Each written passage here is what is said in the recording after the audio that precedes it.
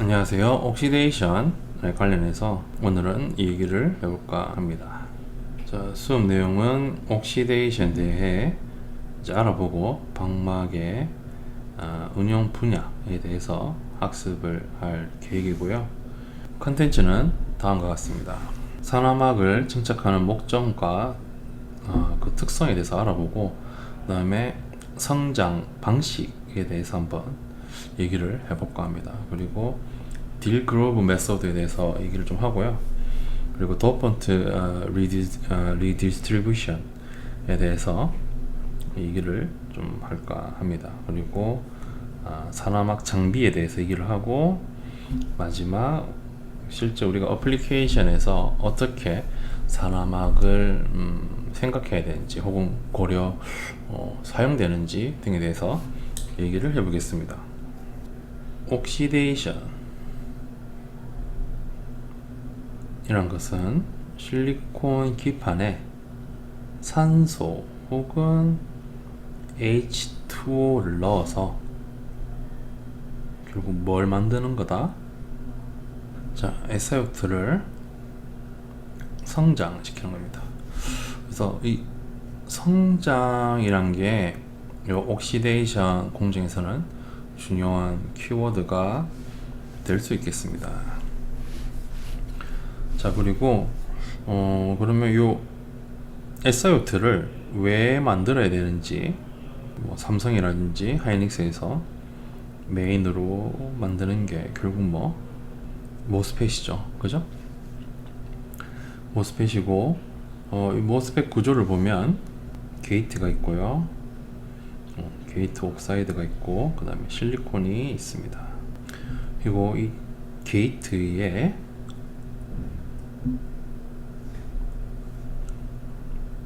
전압을 문턱 전압만큼 인가해주면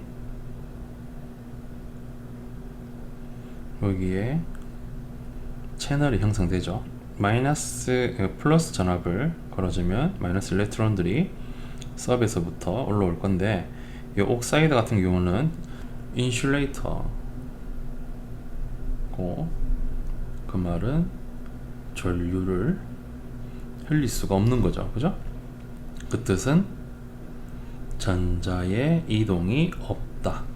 그래서 이제 장이 큰 물질이라 할 수 있는데, 결국은 이 산화막을 형성하는 이유는, 모스펫 같은 경우는 주로 사용되는 게 제 생각에는 그 게이트 옥사이드로서 활용을 하기 위해 성장을 한다 라고 보면 되고요. 물론 이제 뭐 하드 마스크라든지 다른 어플리케이션을 위해서 SiO2를 성장을 합니다만, 소자를 한 사람 입장으로서는 게이트 옥사이드를 아무래도 제일 중요하게 생각을 하다 보니까, 게이트 옥사이드를 만들기 위해서 산화막 공정을 한다라고 볼 수 있겠어요. 이 성장이라는 의미는 이따 뒤에서 얘기를 하겠지만은, 실리콘이 이렇게 있으면 산소나 혹은 H2O가 와서 반응을 하잖아요, 실리콘이랑. 그렇게 반응을 해서 산화막을 100나노미터 정도 성장했다 합시다. 그러면 이게 한 40%는 실리콘을, 그러니까 소모를 시킨 거예요. 그리고 나서 한 60%는 이제 SiO2가 성장이 되어 있는 형태입니다. 그러다 보니까 밑에 있는 실리콘을 먹으면서 산화막이 형성되는 형태. 그러다 보니 이제 이게 우리는 이제 그로스라고 표현을 하거든요. 그래서 저 같은 경우는 학부 때 영어로 이제 그로스를 얘기를 하시니까 조금 이해가 안 됐어요. 왜 저게 그로스라는 표현이 맞는 거지? SiO2가 만들어진다라는 표현을 하시고 왜 그로스를 하실까 했는데, 어쩌면 실리콘을 먹으면서 SiO2가 성장하는 개념으로 생각하시면 됩니다. 만약에 산화막을 만드는 방법은 옥시데이션도 있지만은 데포지션도 있습니다. 이건 증착인데요. 얘 같은 경우는 이제 실리콘 기판하고 관계가 없죠, 그죠? 가스가 실리콘 가스랑 혹은 산소 가스, 요 두 개가 같이 들어감으로써 SiO2가 그러니까 성장이 아니라 증착이 되는 거죠. 이 경우는 밑에 기판하고는 별개 그러니까 관계가 어찌 보면 없습니다. 물론 어니즈를 위해서는 서페이스에 대한 어떤 에너지를 줘야 되지만은 뭐 기판이 뭐에 따라서 크게 위에 증착할 수 있는 물질이 뭐다 이렇게 나눠지지 않아요. 네, 데포지션 관련해서는 차후에 수업을 준비하도록 하겠습니다. SiO2를 이제 만들기 위해서 하는 공정이 요 옥시데이션 공정이라고 보시면 될 것 같습니다. SiO2 특성을 한번 보면요, 대표적인 게 에너지 밴드갭이 9 일렉트론 볼트로 높습니다. 그 이유는 그래야지 일렉트론이 컨덕션 밴드에서 밸런스 밴드에서 컨덕션 밴드로 나오기 힘들다는 뜻이고, 그 말은 결국 전자가 이동이 힘들다는 거죠. 그죠? 그 말은 그 방막 자체가 인슐레이팅 프로퍼티를 갖는다는 뜻이 되겠습니다. 인슐레이터란 말은 어찌 보면 와이드 밴드갭이, 그러니까 밴드갭이 크다라고 볼 수가 있고요. 하이케이 머티리얼이다 하면 9일리턴 볼트보다는 에너지 밴드갭이 좀 더 낮은 케이스가 많을 것으로 예상이 되겠습니다. 그리고 SiO2 같은 경우는 10의 7승 볼트 퍼 센티미터로 해서 10메가 볼트 퍼 센티미터의 브레이크다운 전압을 가지네요. 많은 분들이 수업 시간에 많이 들으시겠지만은, 처음에는 저메늄이 개발이 됐다가 연구가 됐다가 이제 실리콘으로 넘어온 케이스가, 제가 이제 학부 때 들은 얘기로는 이거였어요.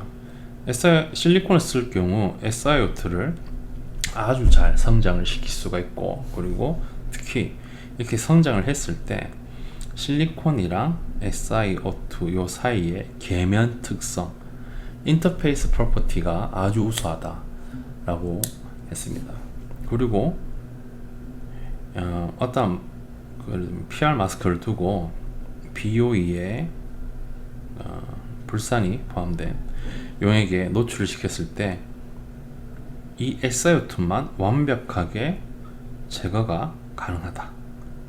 에칭에 대한 셀렉티비티가 아주 우수하기 때문에 실리콘이 선택이 되어서 지금까지 쓰고 있다라는 얘기를 들었습니다. 그래서 실제로 옥시데이션을 이용을 해서 SiO2를 성장을 하면요, 인터페이스 특성이 상당히 우수합니다. 우수하고 DIT 특성이라고 해서 인터페이스 트랩 덴시티라고 있습니다. 그게 210 정도로 해서 그 값이 아주 낮는 케이스가 많습니다.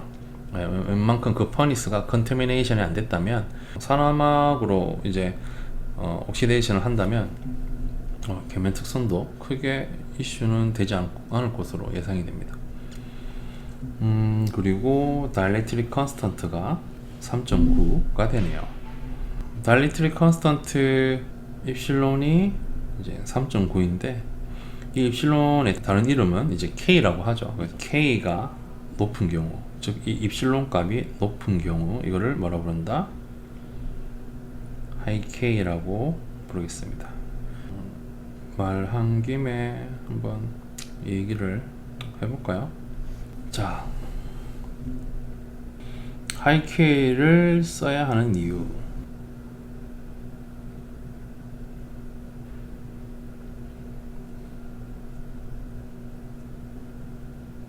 모스펫이 이렇게 있고요. 여기에 VD 걸고 그라운드 잡고, 이 게이트의 전압이 음특전압일 때 채널이 형성되죠. 자, 그래서 플러스 전압 걸면 일렉트론이 이렇게 빠지면, 그 다음에 그러면 커런트가 이렇게 빠지겠죠. 이때 이 드레인 커런트에 대해서 한번 알아보면, 드레인 커런트는 게이트 랭스에 반비례하고요, 게이트 위스에 비례하고, COX에 비례하고, 채널에 흐르는 이펙티브 모빌리티에 비례하고요, VG-VTH, 그 다음에 VD, 이런 식으로 이 수식에 비례해서 게이트 랭스 빼고요, 비례해서 이제 전류가 증가할 겁니다. 게이트 랭스라는 거는 여기 이 게이트의 랭스를 얘기합니다. 이 드레인 커런트를 올리기 위해서는 제일 쉬운 방법은 여기 있는 게이트 랭스를 줄이면 되죠. 그죠? 뭐 채널 저항이 주니까 아무래도 드레인 커런트가 증가할 수 있겠죠. 자, 그런데 이 보세요. 만약에 게이트 랭스를 줄였다고 했을 때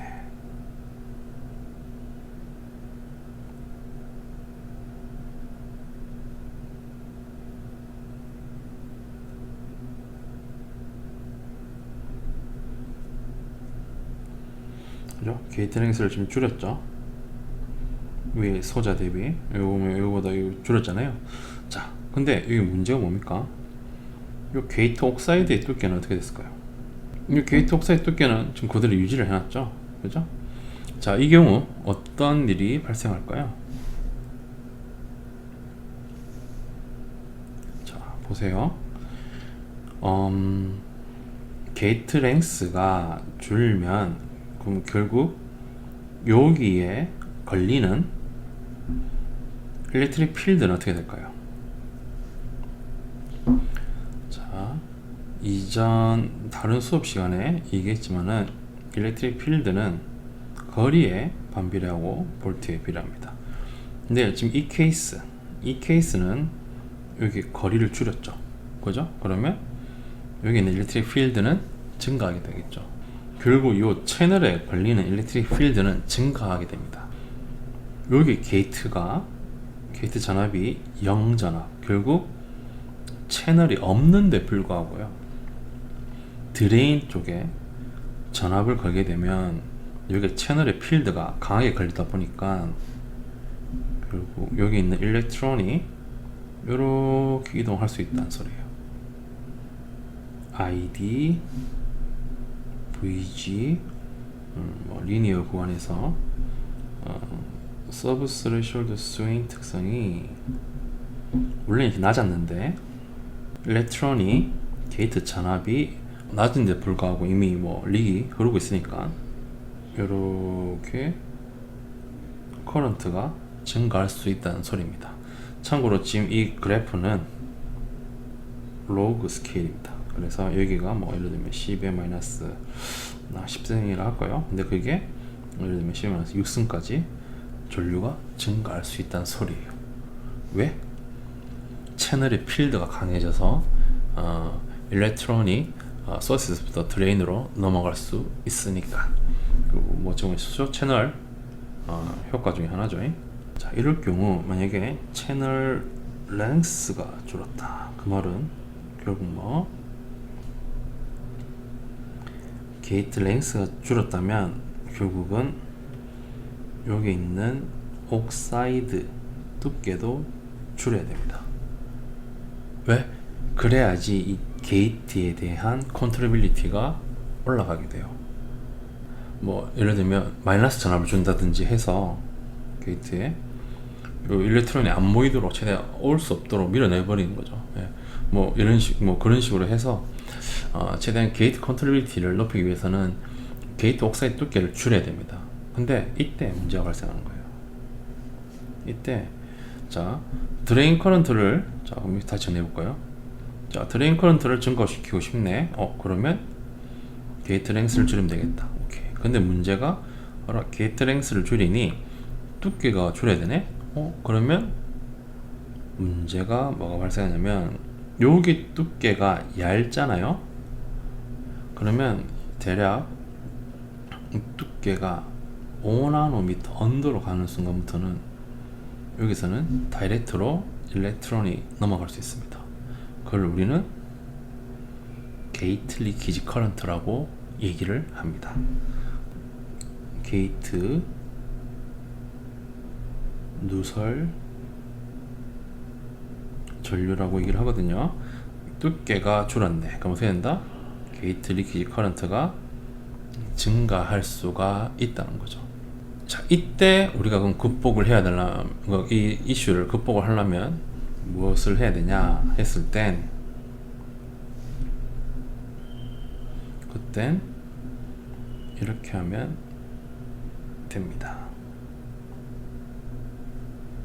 자, 게이트 랭스는 줄여야 돼요. 어쩔 수 없어요. 그게 왜냐면 그래야지 웨이퍼에 소자를 만들 수 있는 개수도 많아지잖아요. 왜냐면 웨이퍼 수는 정해져 있고 소자를 작게 만들수록 더 많은 소자를 만들 수 있으니까. 그러니까 게이트 랭스를 작게 할수록 더 많은 소자를 웨이퍼 위에 만들 수 있으니까. 그죠? 그래서 회사 입장에서는 최대한 소자를 작게 만들수록 이득인 거죠. 왜? 한 웨이퍼에 만들 수 있는 모스펫의 수가 증가하니까요. 그죠? 그래서 게이트 랭스는 줄여야 됩니다. 그러면 대신 우리가 어떠한 작업을 하면 되냐면,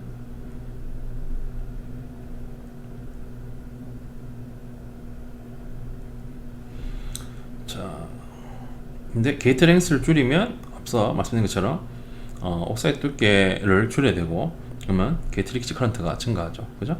그러면 이때 우리가 할 수 있는 일은, 자, 여기 있는 C옥스가 게이트 캐패시턴스죠. 그죠? 걔는 뭐예요?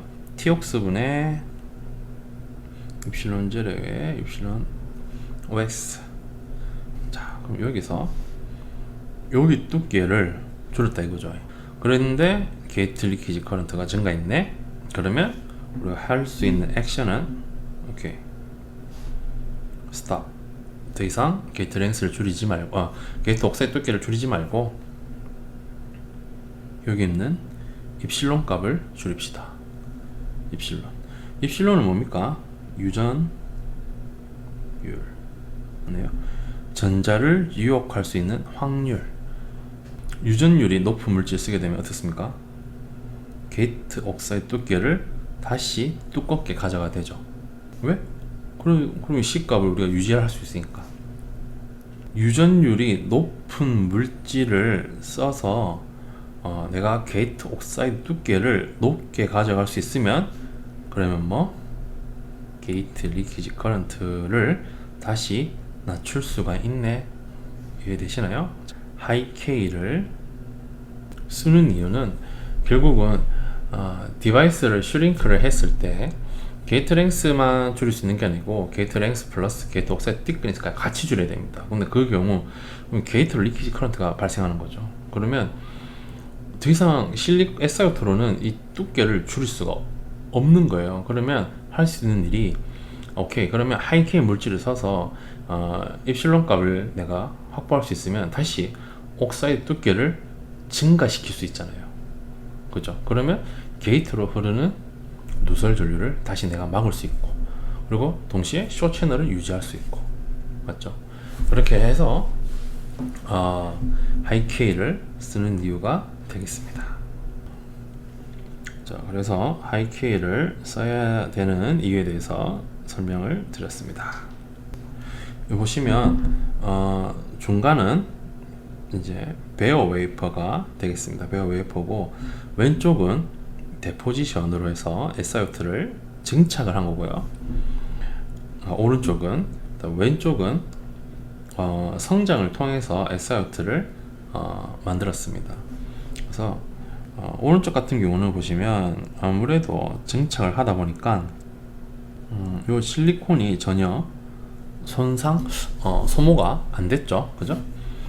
이 경우는 뭐 예를 들면 실리콘 가스랑 혹은 뭐 N2O 아니면 요 산소 가스 이용을 해서 SiO2를 증착을 시킨 케이스입니다. 자, 증착을 할 때 우리가 좀 신경을 써야 되는 부분은, 이 방막 자체는 뭐 대학원 때 테스트를 해보면 크게 문제가 안 됐었던 것 같아요. 근데 문제는 뭐냐면, 이런 소자를 만들었을 땐 결국은 여기 있는 인터페이스, 실리콘과 SiO2의 인터페이스가 결국은 이슈가 많았던 걸로 기억합니다.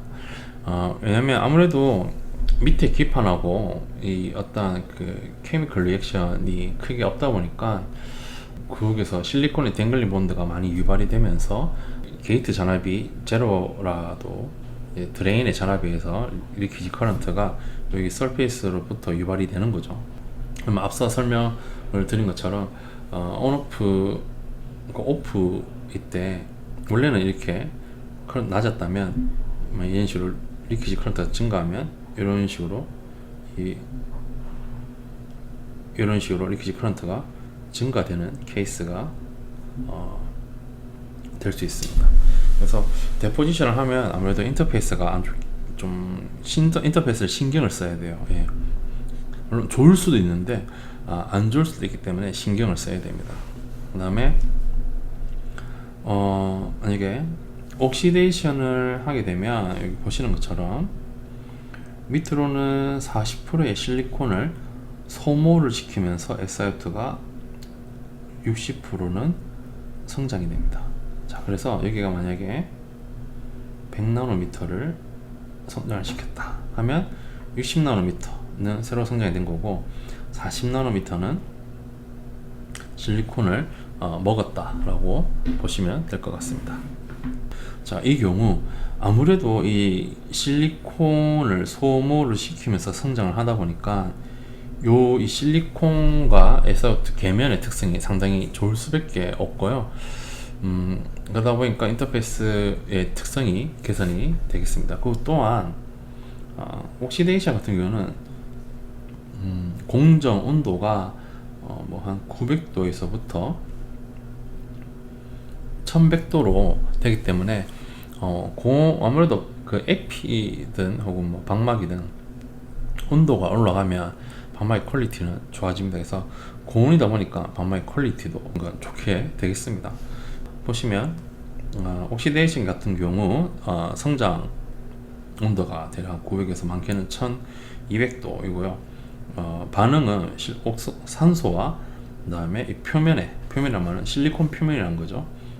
표면의 반응이란 거고, 이 막질은 방막과 그 다음에 인터페이스 계면의 특성이 아주 좋다라고 얘기할 수 있겠습니다. 데포지션 같은 경우는 뭐 그 장비 어플리케이션마다 좀 다르긴 합니다만 보통은 증착 온도가 조금 낮은 편입니다. 그래서 900도로 표시는 했지만은 대략 한 PCBD 같은 경우 400도에서 되기 때문에 그렇게까지 온도가 높지는 않다는 거 알아주시면 좋을 것 같고요. 그리고 들어오는 가스 요들끼리 반응이기 때문에 이 기판하고는 크게 관계가 없다. 그래서 이 계면 특성이 안 좋을 수 있으니 신경을 써야 된다는 거고, 옥시데이션을 할 경우 상대적으로 데포지션보다는 낫다라고 얘기를 할 수 있습니다. 하지만 뭐 인터페이스 트랩 덴시티라든지 이런 거는 안 좋으면 신경을 또 써야겠죠. 근데 상대적으로 옥시데이션이 더 낫다라고 얘기를 할 수 있겠습니다.